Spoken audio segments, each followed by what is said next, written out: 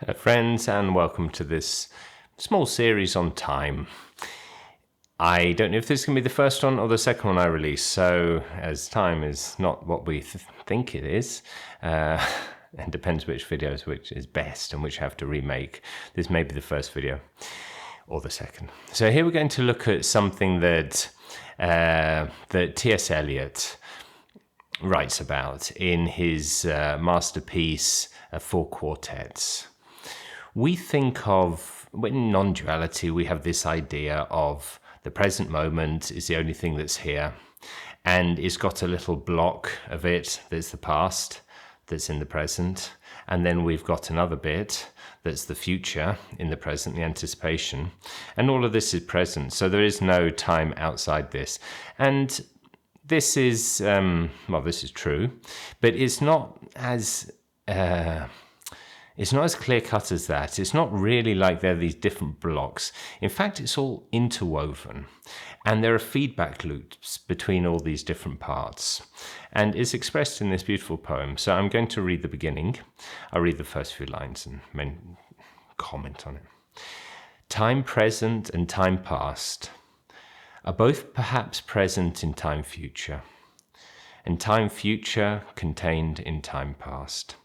So, from a non-dual, if you listen to non-duality stuff, this is not what we normally hear. Time present and time past are both perhaps present in time future. This is not time past and time future are in present. Here we're saying that the time past and the time present are in time future. And if you think about it, this is how we think. Our idea of the future is, well, some people say there's one way of describing the future as the past with a mask on. So it's made up of things you've learnt in the past, not necessarily your own life experiences, but also the different things that society tells you will happen, the things we've learnt. And this all happened in the past and maybe the present. And so the future is really made up of the past and the present. When we think of the future, we think of things that we did in the past that will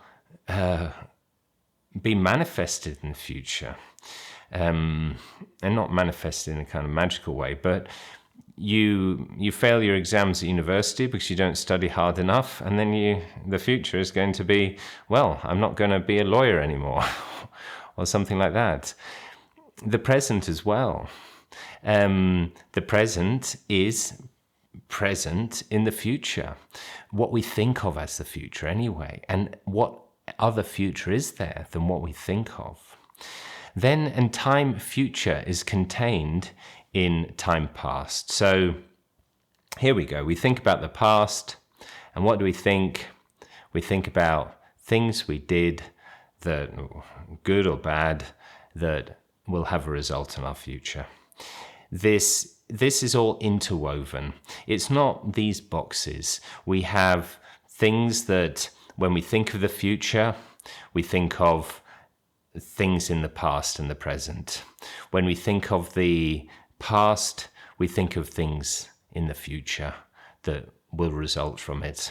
It's all this weave. And when we get more information, for example, about the past, or we learn new things about the present, we might change ideas of the future. When we learn something in the present about the past, and maybe the past changes completely, and then in effect changes how we see the present. This is all appearing to us. It's arising in awareness, going back to the direct path. I'll go on to the next few lines.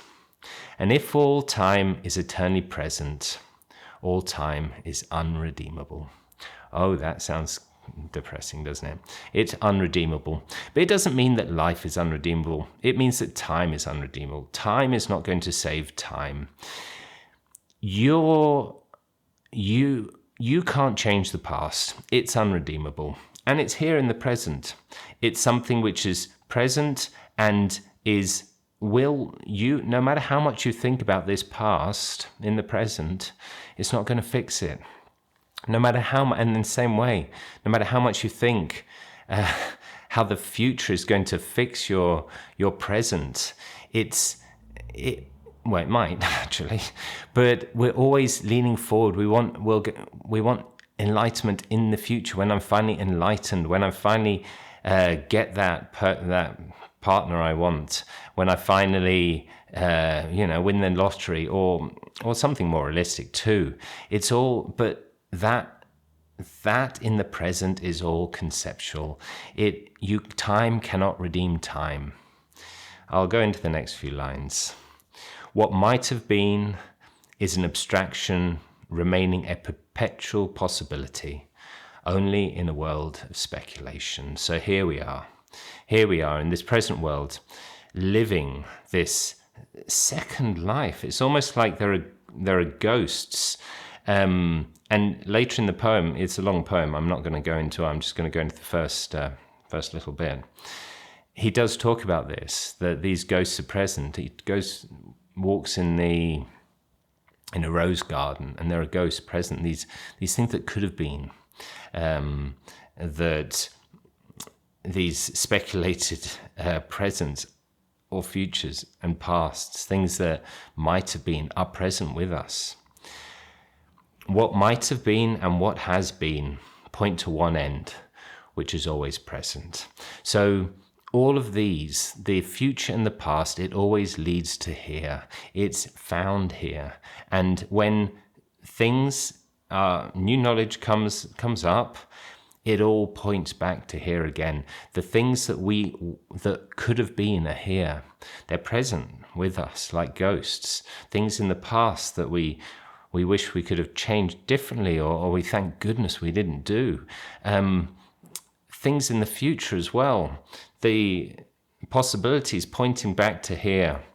But this idea of what might have been, we always think, when we think about, well, I do, think about non-duality and everything being present, we do think about, well, this is the present, this is the real world, this is here and this is now.